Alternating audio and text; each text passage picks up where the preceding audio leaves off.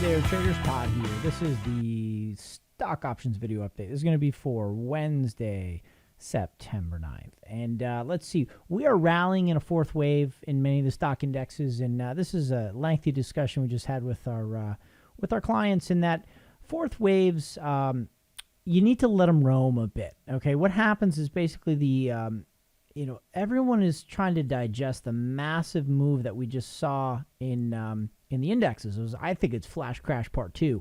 So it's not as extreme here in the Russell. It looks a little worse on the other markets, but it's basically the market digesting everything that's happened, right? You have people who are trying to scoop the lows, buy them. People are trying to cover shorts on the lows. You have people who are trying to sell the rips, trying to get ahead of the next downtrend. You have people taking profits on short-term longs. It's a big old mess in there, right? So they're very difficult to count in real time, being fourth waves, but it's also very important to know because you're not supposed to be able to count them in real time. You just need to find the boundaries in which you'll allow them to exist, okay? It's like, my kids are only a year and a half, so I have a feeling when they're 12 and 14, I'm going to give them a little bit more latitude than I do now, but within very confined boundaries.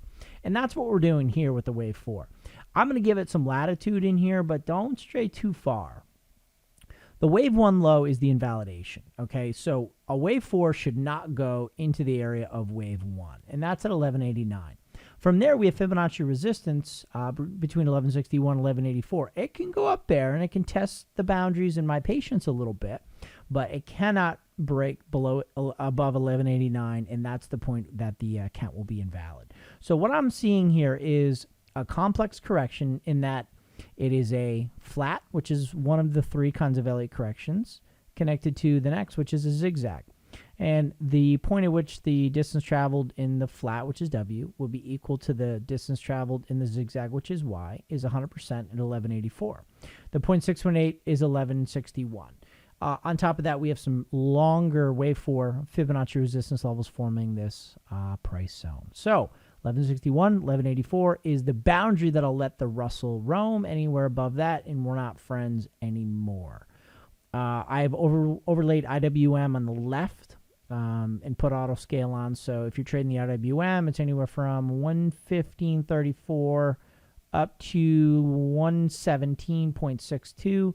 Anything above $118.18, and the count's invalid, and you need to step aside. But for now, it looks like we're going to go to new lows, and if we do hold that level, just doing some quick projections for you, looks like you have a fib support zone right around 1080, which is 108 in the IWM. All right, guys, good luck. Hope that helps. And